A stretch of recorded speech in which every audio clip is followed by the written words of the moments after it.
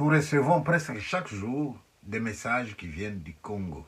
Des nouvelles, parfois bonnes, et de mauvaises nouvelles aussi. Ainsi va la vie. Quand on va nous dire un tel, il est décédé, quand on va nous dire un tel, il est malade, nous posons la question, de quoi il est mort, de quoi il est malade. Et dans la causalité de la mort, comme d'habitude en Afrique, la cause ne serait pas toujours la maladie. Les gens vont nous chercher parfois des causes à l'extérieur. On l'a empoisonné, on lui a appliqué tel fétiche, on l'a ensorcelé, c'est pour ça qu'il meurt. Je n'ai pas envie de discuter avec vous sur ce thème-là de la causalité de la mort. Je voudrais seulement dire que les autres nouvelles que nous recevons de nos amis, les photos que nous voyons des gens de chez nous, c'est parfois des photos qui nous montrent que nous devrions faire attention à un certain nombre de paramètres qui peuvent nous permettre de bien vivre, mais que nous négligeons. Première chose que je voudrais dire, dans nos pays, on considère quelqu'un qui prend du poids, qui a de l'embonpoint, comme étant un patron. Là-dessus, permettez-moi de vous dire une chose. Vous mesurez 1,70 m par exemple, eh bien, le poids idéal pour vous devrait être 70 kg.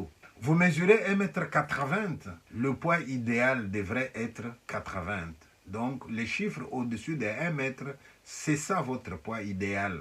Que vous le dépassiez de 5 kg, de 1, 2, 3, 4, 5 maximum, que vous soyez en dessous de 1, 2, 3, 4, 5 maximum, c'est bon, mais vous devriez nager dans cette tranche-là. Or, il m'est arrivé, moi, de voir quelqu'un de ma famille qui vous dit « je ne me sens pas bien ». Mais quand je regarde la personne, je vois que la personne est en surpoids. La personne mesure 1,60 m, mais cette personne vous dit peser 102 kg. C'est trop. Donc, mes collègues africains, faites attention à votre poids. Or, l'obésité, c'est avec la graisse en dessous du ventre, là. Et quand vous voyez le ventre qui gonfle, vous dites c'est un patron, il a beaucoup d'argent, ce qui est faux. Et souvent, le corps qui est gonflé, là, le cœur doit l'irriguer, il doit irriguer le sang dans le corps. Et le cœur va beaucoup travailler. Et à force de beaucoup travailler, parce qu'il doit pomper le sang qui doit aller dans un corps qui est massif, eh bien, le cœur fait des mouvements de trop. Et qu'est-ce que le cœur va faire? Le cœur va prendre du volume aussi. C'est alors qu'on vous dira, mon cœur, il est gonflé. Mais il est gonflé parce qu'il pompe trop. Et quand il pompe trop, ça va vous amener aussi l'hypertension, qu'on appelle la tueuse silencieuse. Sur le plan international, il est reconnu que les Noirs, aussi bien d'Afrique que des États-Unis, nous sommes beaucoup plus enclins à l'hypertension que les gens des autres cultures. Alors quand vous avez l'hypertension, parfois vous-même vous ne le savez pas. Et comme vous ne le savez pas, bien, vous continuez à manger comme vous mangez habituellement.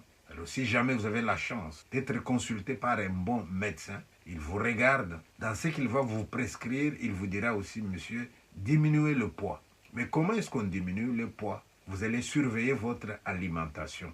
Les gens qui viennent de chez nous, ils ont l'habitude de déjeuner le matin, et puis ils partent, et puis ils vont manger le soir. C'est pas qu'est-ce que vous mangez le matin, mais le soir, qu'est-ce que vous avez mangé? Du foufou, 3, 4 boules, et vous allez dormir avec un ventre plein. Or, c'est ce que les nutritionnistes déconseillent, dormir avec un ventre plein. On ne vous interdit pas de manger, mais la même quantité là que vous ingurgitez par jour, on peut vous conseiller de sectionner la nourriture, les repas, pour ne pas donner à la fois beaucoup trop à l'estomac. N'oubliez pas qu'il y a aussi ce qu'on appelle la fatigue intestinale, que le corps se fatigue et vous n'arrivez pas à bien digérer. Et vous avez le ventre qui gonfle. Et vous dites, voici, je suis un patron, je mange bien. Une autre chose qu'on va prôner aussi, c'est quoi? C'est de l'exercice physique. Il est recommandé à chacun d'entre nous et à tous de marcher minimum 30 minutes par jour, si vous pouvez. 30 minutes par jour, vous pouvez marcher.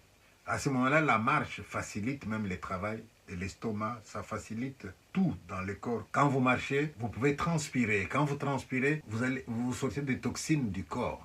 Donc il faut une certaine hygiène de vie. Vous en avez par contre qui vont ajouter de l'alcool et de la bière. Et souvent quand vous prenez de l'alcool et de la bière, vous prenez à certains endroits qu'on appelle les nganda. Et dans ces nganda-là, il vous arrive de manger aussi. Mais quand vous mangez dans les nganda, posez-vous la question, vous mangez à quelle heure? Donc les nutritionnistes vous conseillent, s'il vous plaît, d'avoir aussi des heures de repas. Vous mangez le matin à 7 heures avant d'aller au boulot, très bien. À 10 heures, vous avez un peu un creux, vous grignotez quelque chose, ce n'est pas interdit. À midi, vous avez la possibilité de prendre un repas léger, oui. Le soir, vous prenez un autre repas léger, oui, et voilà, vous allez dormir. Une autre chose qu'on vous demande aussi, c'est de savoir que tout ce qui est trop raffiné, vous prenez les sucres blancs, on les déconseille, on préfère encore le sucre de canne. Vous allez dire, mais on ne les ressent pas très bien. C'est ça qu'il vous faut, monsieur. Vous prenez du pain, très bien. Vous avez le pain blanc avec de la farine bien raffinée. Ce pain-là, il est très hyperglycémiant. Il y a beaucoup de sucre dans ce pain-là. Alors, on va vous conseiller le pain gris. Je sais que tout ça n'est pas à la portée de tout le monde, mais au moins le savoir. C'est ce que vous mettez dans la bouche là qui va vous tuer un jour. Un médecin belge est venu au Congo. Il s'est mis quelque part avec un petit laboratoire ambulant. Et il s'est mis à examiner les gens qui passaient. On vous appelle monsieur, est-ce qu'on peut vous faire un examen? Oui. On prend la tension artérielle, les gars, il est dans le 20. On lui demande, tu es bien? Oui, oui, je suis bien. Ben, et regarde la tension artérielle. Ce sont ce genre de personnes-là qui un jour tombent comme ça et puis ils meurent. Et vous allez dire, non, non, non, non, on était avec lui hier, comment il peut partir comme ça? Mais justement, il était malade, il ne le savait pas. Mais vous allez chercher une cause ailleurs. Vous mangez. Qu'est-ce que vous mangez? Vous avez des huiles qui sont nécessaires, qu'on met dans les pondous, etc.